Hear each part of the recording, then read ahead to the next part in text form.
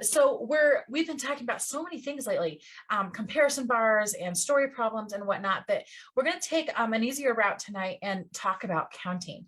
I say easier, and then, it's not always easy, but counting is something that we do very well in kindergarten. And then as we get through the grades, we kind of just stop counting. We stop talking about counting. We assume that like kids already have it. It's very similar to what we do with reading, in that when kids enter the intermediate grades, we kind of stop talking about phonics and phonemic awareness and things that are, important to kids. Like they're still a part of decoding, multisyllabic words and whatever. So we can't just go to comprehension when we get to the upper grades. There's still components of some of those basic literacy skills. And that still rings true for mathematics as well, specifically when it comes to counting. Now, I know that when you count, you might be thinking just like 1, 2, 3, 4, 5, 6, 7, 8, 9, we just do some rote counting. But based on what your standards are, there's a lot of counting that we can do based on your specific grade level standards. Okay. So for example, when we're in kindergarten, we're supposed to be counting by ones. So I want you to count from 1, and we're going to count every day up to 100. Well, that's rote counting. Okay. So rote counting is what we do when we just understand the words you say next. Okay. You have memorized the word patterns. So you know that it goes, 1, 2, 3, 4, 5, 6, we get to the teen numbers, 11, 12, 13, there's patterns there. Then it goes 21, 22, and then that pattern repeats. 31, 32. So we start to see that patterns repeat themselves, and we get that when we do rote counting because we understand word order and we know what number to say next. It's very similar to the alphabet. Many kids are, great at the alphabet, A, B, C, D, E, F, G, and they can just like rattle it off. But it's because they've memorized the order.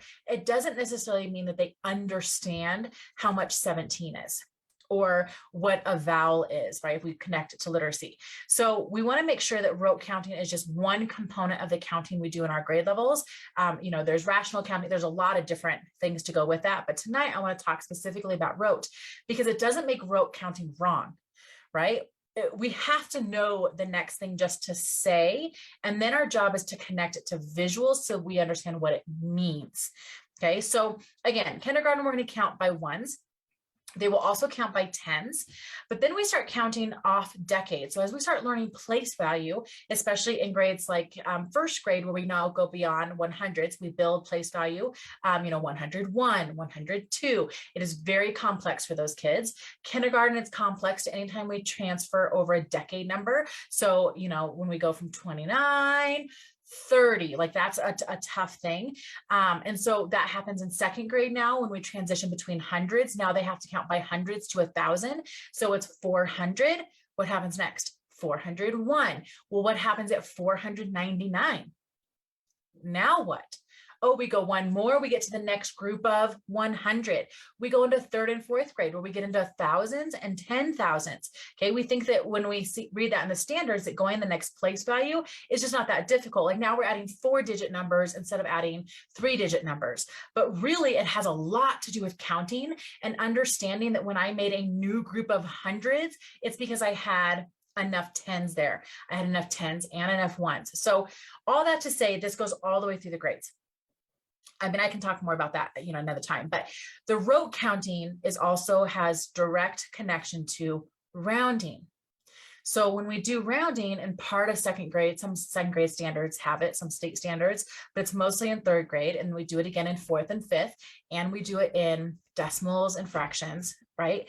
That if we don't know rote counting, if we don't know how to count by numbers, it's really difficult for us to round because we don't know the next 100.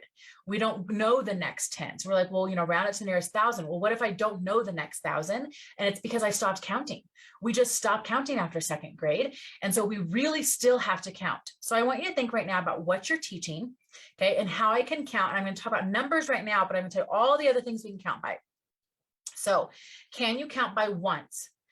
Depending on what grade you're in, you might count by ones in kindergarten, 1, 2, 3, 4, 5, 6, 7, 8, 9, 10. Then you might say in kindergarten, now I want you to start at 26 and count forward by ones. Now I want you to start at 29 and count backward by ones. So we're still counting by ones, but we don't always just want to start with 1. We want to mix up the numbers that we're starting with. Then you can say in first grade, we're going to count by tens. Well, of course, we're going to go 10, 20, 30, 40. Okay. But now I want you to say, but what if I said to start at 13? Now I want you to count at 13 to 100 by tens. And watch them like blah, blah, blah, blah, stumble. There's a lot of understanding there. Well, what is the difference between 13 and I add 10 more? I get 23, but that doesn't just come naturally. I don't just say that. I might see it on a 120 chart. I might see the pattern that goes 13, 23, 33, 43. Okay, I see a pattern, but I don't know really it is that we're adding a 10 each time. Okay, so I might do that next. I might in second grade go from 400 to 500 by ones. Count from 400 to 500 by tens. Count by from 400 to 500, starting at 413 by ones. Okay, we're mixing up what we're counting by.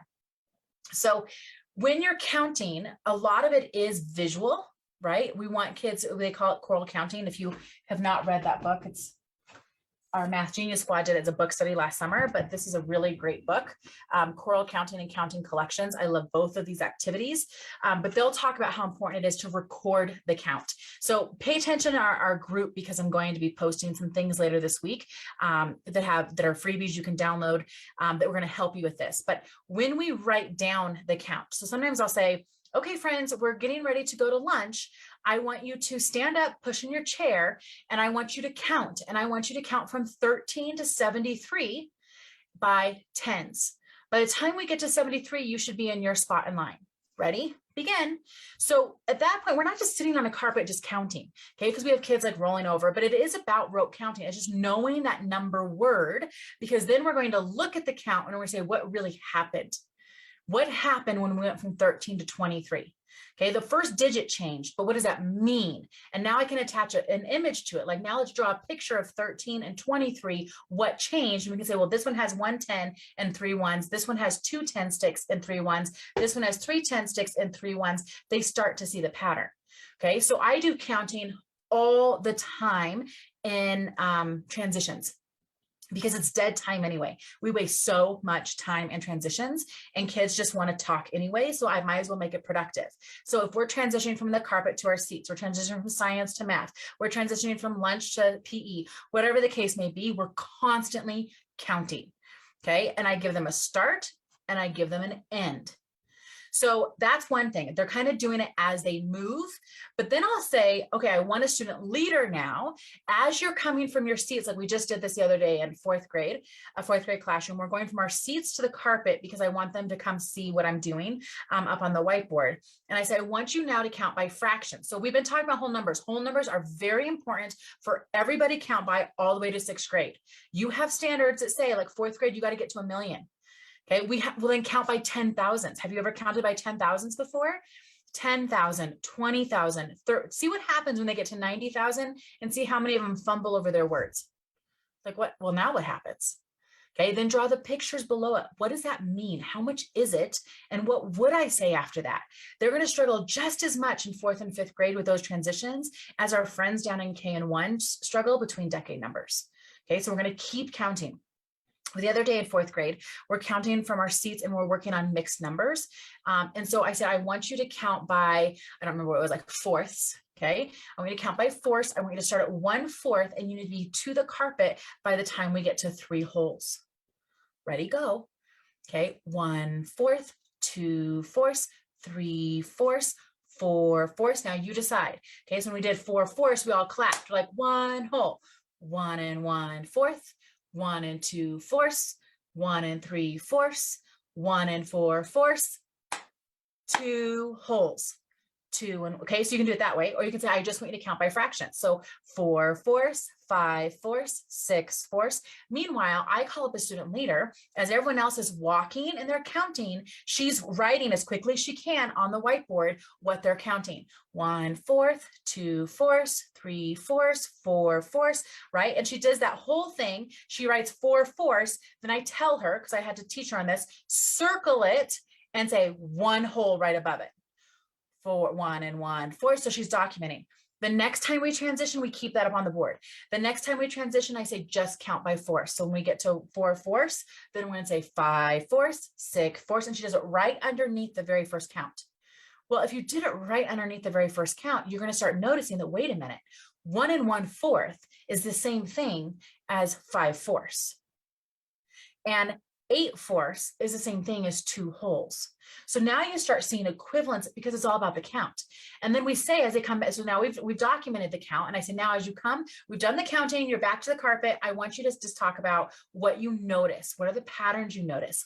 And the things that kids get when they look at counting patterns, they're like, I notice that it's just, it takes 4 every time to get to the next whole number. Well, why? I wonder if that happens again. Next time we'll do like 6. Does that still happen?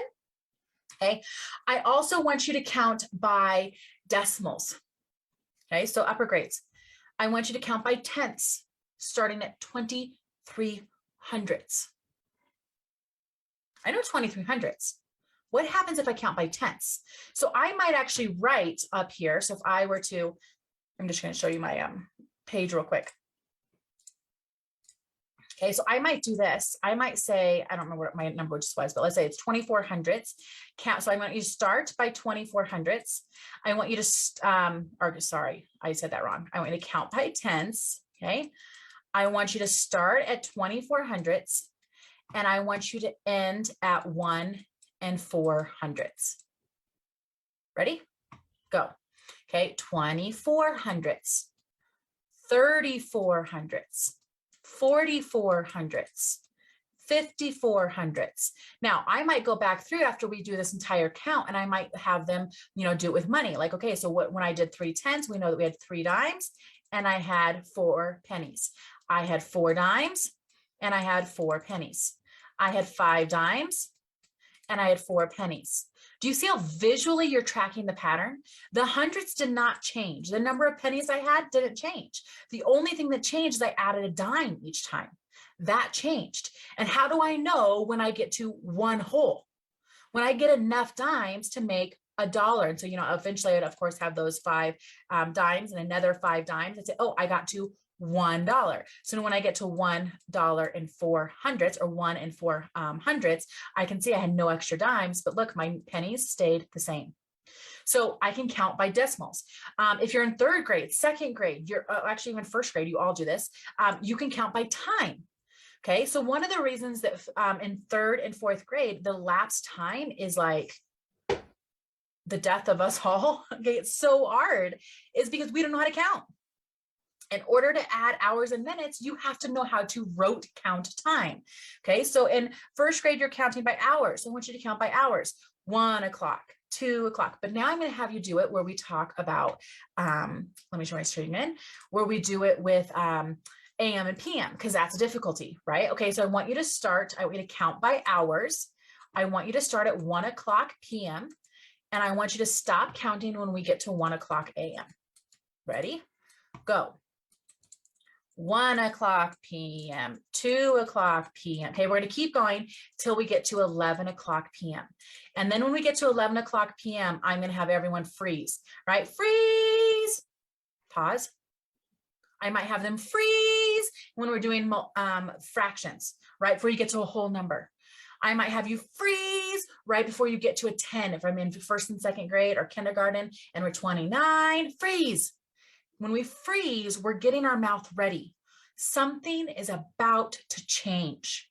So make it clear when they're about to change. Like every time we say 9 in that one place, I want you to freeze. Every time we get to 11, whether it's AM or PM, I want you to freeze. Think about it. Something's about to change. Ready? 12 o'clock AM. And then we write the next one. Okay. So we're going to freeze when we get there. So I might count by hours in 1st grade. I might count by minutes in 2nd grade. I might say, because they're counting by the 5 minutes, 1 o'clock, 1:05, which is weird. Why do we say 05? Okay. That's just something we need to talk about with kids. 1:05, 1. And how do I write that? Super interesting what kids will write. Okay. Anytime you do a choral count, even on time, every time, 11 o'clock, 12 o'clock, they keep going, 13 o'clock, 14 o'clock. And then you realize, wait a minute, something happened. Okay. What changed? And then, excuse me. And then you're going to do minutes, 1 o'clock, 1:05, 1:10, 1:15. But think about if you're drawing and writing it, what kids are seeing as patterns. Again, I'm going to have kids count as they transition and move just because it's so much more engaging and it's a good use of time. But I have someone documenting the count. I don't always have someone documenting the count. I'm not that organized. But when I really want, I'm like, they're really struggling with this, I'm going to have kids document it. So just to take a moment when they get to wherever their location is, even if they're in the back of the room, standing in line for lunch, look at the board. What do you notice? Turn and talk to your neighbor about the patterns you notice. And again, I'm going to color code and I'm going to mark up their patterns. I'm going to point out what they're noticing. The stuff that kids notice, like sometimes I'm like, I didn't even know. Like, you're right. That totally does that. Every 3, it skips another one. And like the stuff kids, it's just crazy stuff kids do. Okay. So then by 5 minutes in 2nd grade, 3rd grade, you count by minute. Okay. And now you have to do elapsed time. So now I want you to say, I want you to count from 1:13 p.m. until 1:13 a.m. by hours. It's the same. It's difficult. Well, what do I do by an hour? 1:13, 2:13, because I'm going to start skipping hours to do elapsed time. And then we'll play a game. Like every time I clap, you have to switch between hours and minutes. So they get to like 3:13, 3:14, 3:15, 4:15, 5:15, 5:16. It's like they have to count. Like, am I skip counting by minutes or skip counting by hours?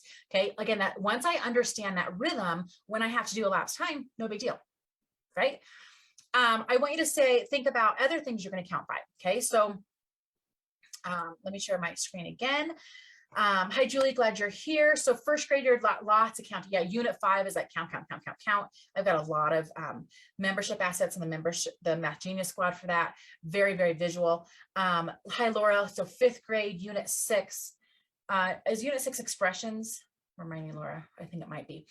So I still think you're obviously going to be counting by fractions and decimals at this point in your year, unless you're already moving into like volume and metric once you go to unit 8. And then you can also count by metrics. Okay. So look here though. So this would be like a primary. Okay. Count forward, count backward, going both and see the patterns. Like you count forward 1s by 10s or whatever. But now look, so I give you several things. Okay. So time. Okay. So we can count by time. We can count by fractions. Depending on what we're trying to count by. We can count, so you can even say count by fraction starting at 3 1/4 and count by 3 wholes. What if I told you to count by 3 1/4? 3 1/4, 6 1/2, 9 3/4. Think about it. If you had to count by 3s 1/4, like what all the learning that kids would be doing.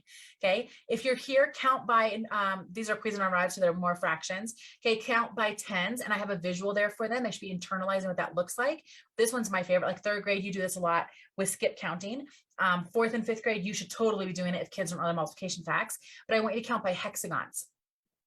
With the visual that kids have when they count by hexagons is they look at this like, okay, I'm actually going to count by 5 and then add another group. So if I'm counting by 6s, I might count by 6. If I added 5, that'd be 11. Count 1 more, that's 12. Count by 5, that's 17. Count by 1 more, that's 18. They internalize the visual of that hexagon. And they're like, hexagons are just a group of 5 and an extra. So if I don't know how to count by 6s, I should count by 5s and 1 more. Count by 5 and 1 more. Kids are generally better at counting by 5. Okay, and then adding 1 more. So that might be a strategy that kids start using. This one, octagons. If you don't know how to count by 8s, count by 10, subtract 2. Count by 10, subtract 2, and they'll notice that pattern. When they count by 8, you're going to see kids starting to notice this is just 10 more minus 2, 10 more minus 2, 10 more minus 2. Okay, that's going to help them build fluency. Notice coins. Count by quarter. 2nd grade, we really got to count by quarters. Okay. So do you 3rd grade in order to do quarter past, half past time, right? But for quarters, 25, 50, 75, $1, $1.25, $1.50, like and then track it. You'll see the patterns. Okay. Count by nickels, count by dimes, count by pennies, count by hundreds. So you can start, and then I have all these empty, like all these directions, like here's all the things you could try to count by just to get kids verbalizing it and perfecting the rote count. So we want kids to understand what it means, which means once we chorally count and I document the count, I will do a visual underneath the count so that kids have rational counting. They understand what the numbers are. They don't just know number word order. But knowing number word order or time word order is actually a prerequisite to understanding some of that rational. They have to be able to know what to say next in order for me to skip count by time or, whatever, add values of money or whatever. Okay, so let me see how we're doing here. Thanks for joining. So what did you hear tonight that you're like, oh, I want to try that one? Whether it's an engagement strategy of counting while you transition, I want you to go try it and then report back to the group. Tell me how it goes. Okay, again, it's one of my favorite things to use. Tell me what you're going to count by. You're like, that spurred this idea. I think we need to count by and see what happens with kids. And they're going to fumble the first time. That doesn't mean you don't do it. That means, boy, oh golly, they need more practice with this. Keep doing it. Okay, so put in the chat an idea that you have, what grade you teach, an idea you had that was sparked by tonight, or an idea you heard that you want to try. I sure would love to hear from you in the chat. And then pay attention in our group the next couple of days because I'm going to be posting all of these charts and chants and activities so that you can just download them and you can print them off for kids. Because once I have kids quarterly count, like during class and all day long, then I can give it to them like as a morning slip or an exit slip or as a station in math, where they now fill out the form themselves. They start doing the count and writing, tracking it themselves, doing their own pictures. And then they do a constructed response and talk about or mark up the sheet and talk about the patterns that they notice.